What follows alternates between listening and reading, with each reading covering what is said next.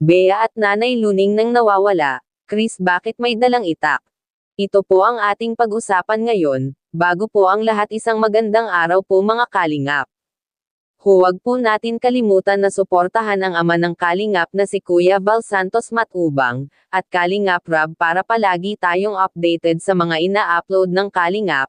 Pakiusap po sa lahat ng nanonood ng mga video ng Kalingap kung maaari po wag natin skip ang ads ng videong ito, kasi malaking tulong na po yan lalo na sa mga pinapabahayan ng Kalingap at sa mga beneficiary na patuloy na tinutulungan ni Kalingap Rob. Nasaan nga ba si Nanay at Bea, bakit nawawala mga ka-viewers? Si Bea, Chris. Si Bea. Chris lang nagpasok. Si Chris daw, tsaka si yung lalaki, pumasok. Si Bea kasama ni mama niya.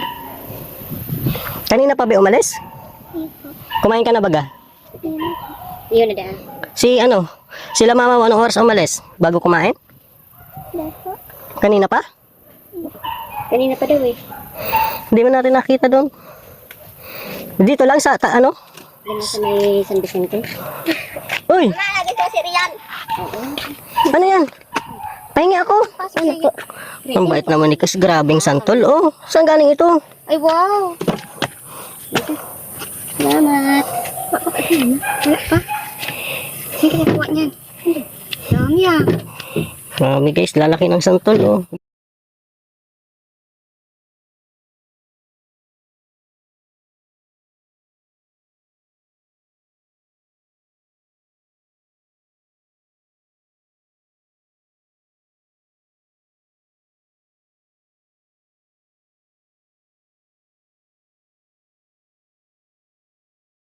Kuya Red Zane at ang kanyang asawa biglang pumunta po sa bahay ng Tres Marias para bisitahin.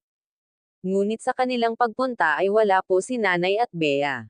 Ang tanging naroon lang ay ang bunsong kapatid po ng Marias. Nang nangin po ni Kuya Red Zane kung naasan ba si Nanay niya ay hindi niya alam at biglang lang daw pa'y umalis. Nabahala naman po si Kuya Red Zane kasi ang tagal na nilang naghintay na dumating ay wala pa rin.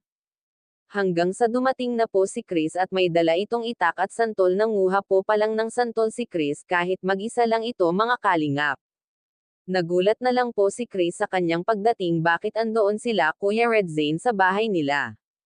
Pero okay naman po kasi nakipag-usap naman po si Chris habang wala sila Nanay Luning at Bea.